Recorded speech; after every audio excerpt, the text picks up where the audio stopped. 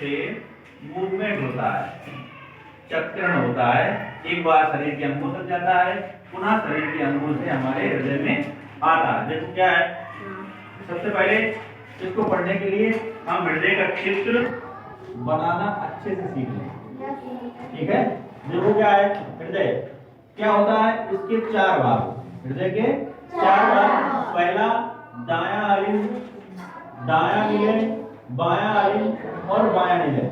सबसे बढ़िया तरीका है समझने के लिए, खुद मान लो कि हमारा हृदय इस तरफ है, तो इस तरफ वाला हिस्सा है वो दाहिना हिस्सा हो जाएगा, तो इस तरफ वाला हिस्सा है वो हमारा बायां हिस्सा हो जाएगा। जो इस तरफ के हिस्से हैं वो दाहिने हिस्से, और जो इस तरफ के हिस्से हैं उल्टे हाथ की तरफ के वो हमारे बाएं हिस्से।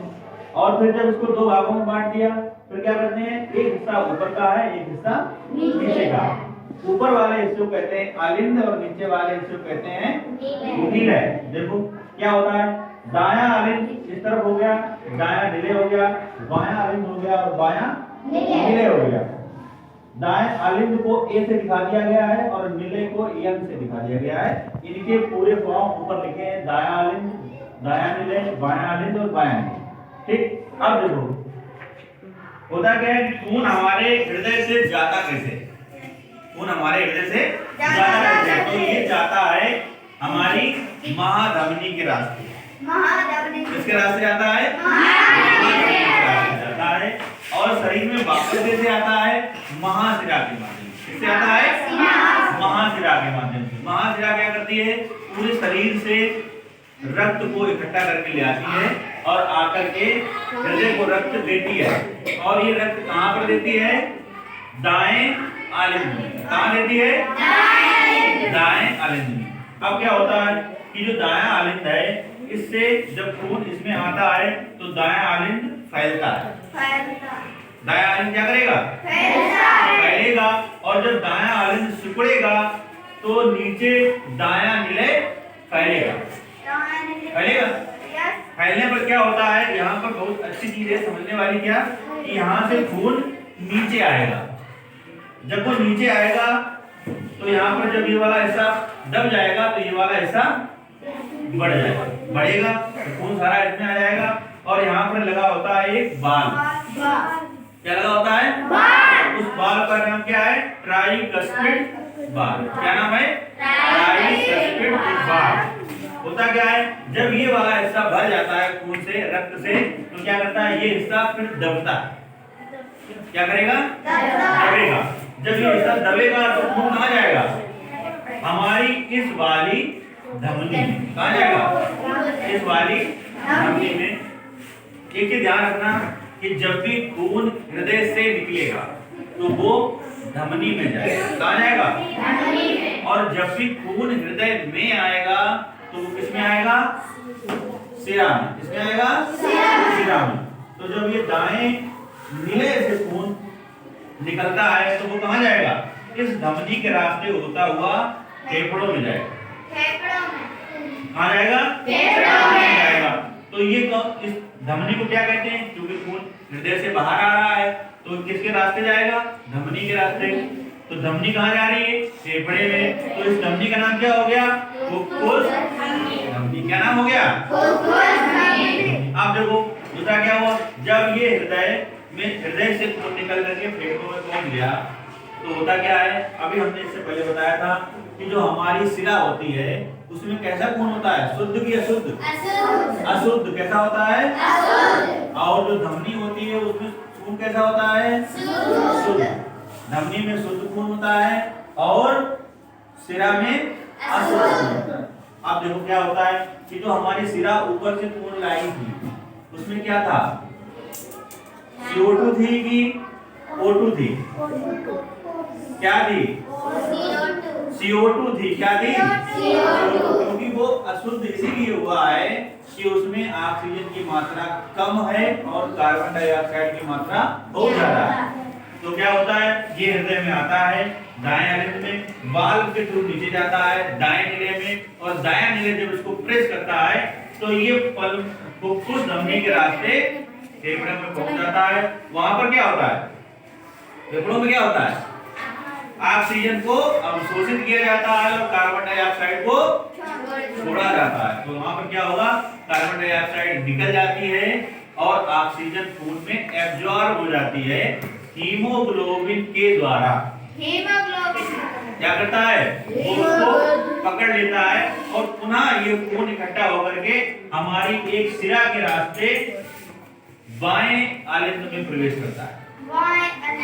क्यों ये सिरा क्यों हुई, क्योंकि ये खून लेकर के आती है और सिरा हृदय में आती है, इसलिए इसका नाम क्या हो गया, हाँ कहाँ से आ रही है, फेफड़ों से आ रही है, इसलिए इसका नाम क्या हो गया, फुफ्फुस सिरा।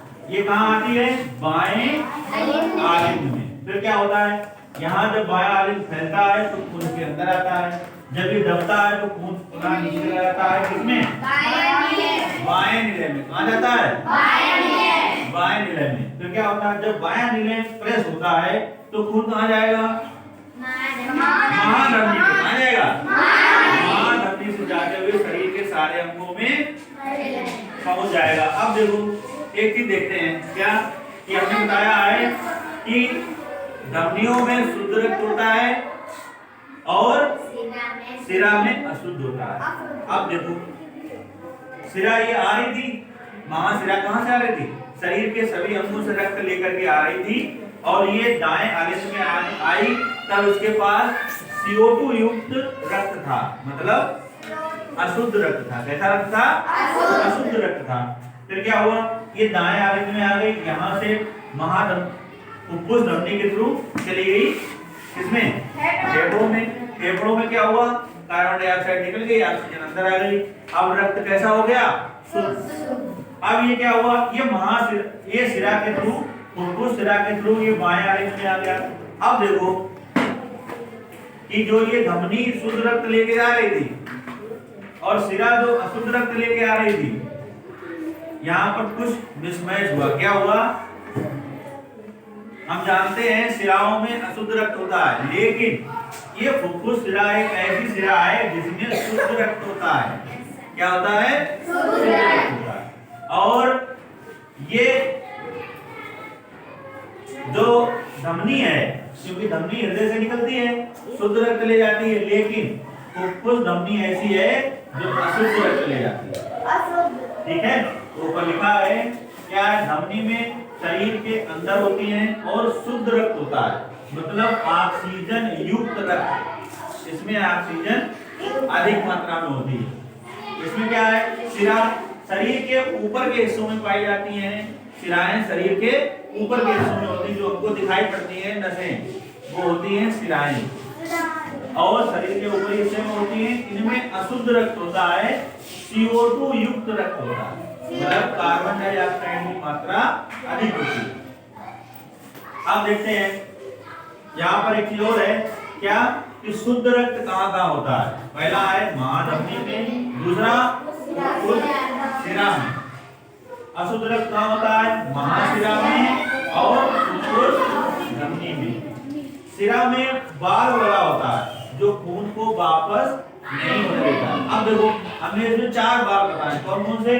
पहला है ट्राइकस्पिड बाल, ये क्या करता है, ये दाएं आलिंद से रक्त को नीचे तो आने देगा, लेकिन जब दायां नीले कंप्रेस होगा, दबेगा, खून हमारा फुफ्फुस धमनी में जाएगा तो ये बाल बंद हो जाएगा, ये पुनः ऊपर नहीं जा पाएगा, पुनः वापस नहीं जाएगा। इसमें जाएगा, ये धमनी में जाएगा, फुफ्फुस धमनी में जाएगा। तो यहाँ फुफ्फुस धमनी है।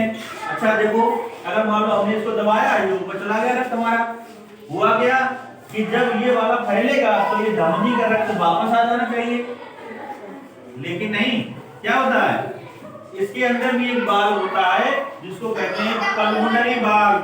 क्या कहते हैं, पल्मोनरी बाल्व। अब देखो दूसरा, जब हमारी फुफ्फुस सिरा शुद्ध रक्त लेकर के बाएं आलिंद में आएगी तो यहाँ से एक बाल्व लगा है, वो नीचे बाएं नीले में जाएगा, उसको कहते हैं बाइकस्पिड बाल्व।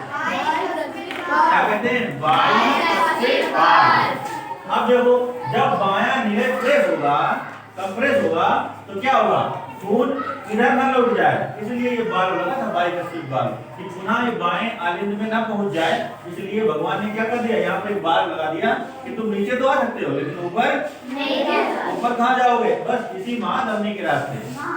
तो महाधमनी में भी एक बाल लगा है, एरोटा बाल, क्या कहते हैं, एरोटा बाल। ये क्यों होता है कि जब ये वाला फैले तो ये महाधमनी का खून दोबारा इसमें ना आ जाए, दोबारा इसमें ना आ जाए।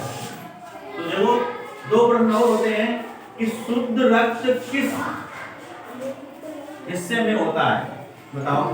शुद्ध रक्त हृदय के किस हिस्से में होगा, दाएं में कि बाएं में, कहाँ होगा, बाएं हिस्से में, यानी बाएं आलिंद में भी शुद्ध रक्त होता है और बाएं विलय में भी होता है। और अशुद्ध रक्त कहाँ होता है, दाएं आलिंद में और दाएं विलय में। सबसे पहले हृदय का कौन सा हिस्सा धड़कता है, कौन सा धड़कता है, बताया था हमने। सबसे पहले हृदय का कौन सा हिस्सा धड़कता है, कौन धड़कता है, दायां आलिंद। बहुत अच्छी बात बताई बच्चे ने, सबसे पहले जो हिस्सा धड़कता है वो दायां आलिंद होता है।